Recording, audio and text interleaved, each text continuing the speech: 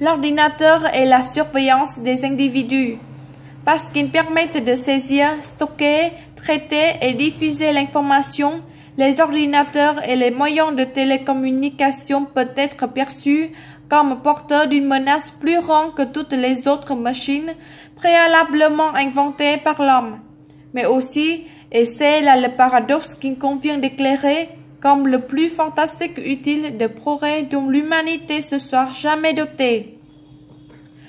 L'extension rapide de l'utilisation de l'informatique permettrait-elle la mise en place du monde déshumanisé décrit dans 1984 par George Orwell?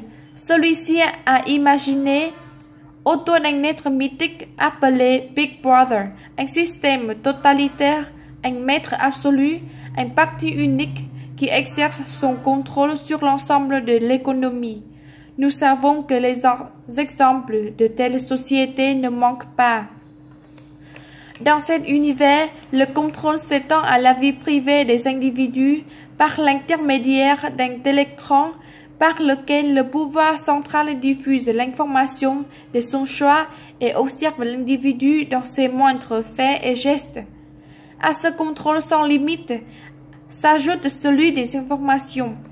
Tous les documents publiés et archivés sont régulièrement révisés et republiés conformément aux positions officielles du gouvernement. Ce monde hypercentralisé où les libertés individuelles ont disparu au profit du respect absolu d'un ordre imposé semble s'organiser autour de ce que nous appelons ordinateur, même si l'auteur, lui, n'évoque pas celui-ci explicitement. Si l'informatique et les télécommunications sont très couramment présentées comme pouvant conduire à cet type de société, c'est que ces techniques pourraient procurer des utiles de choix pour y parvenir plus facilement. Les systèmes informatiques les plus performants dans chaque pays ne sont-ils pas ceux de la police et de l'armée? Et le télécran de 1984 ne serait-il pas techniquement réalisable en l'an 2000?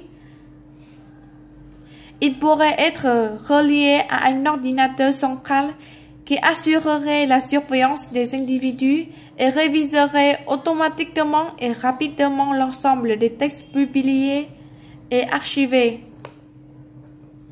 Au-delà de la fiction romanesque, et sans faire appel à une version aussi sombre et aussi futuriste des ordinateurs, il est possible d'imaginer des applications presque aussi inquiétantes.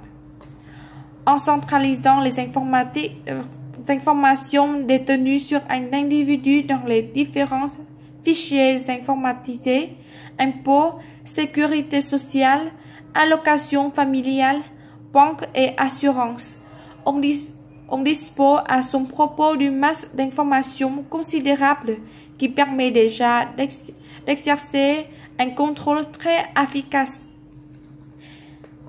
Il suffirait pour cela d'interconnecter les ordinateurs par des réseaux de la télécommunication. Il est hors que question de mettre en doute l'efficacité de l'informatique et des télécommunications en ce qui concerne le contrôle de l'information. Ces techniques peuvent également être utilisées pour centraliser et concentrer le pouvoir ou encore pour faire appliquer avec rigueur toutes sortes de règles, de normes si strictes soient-elles.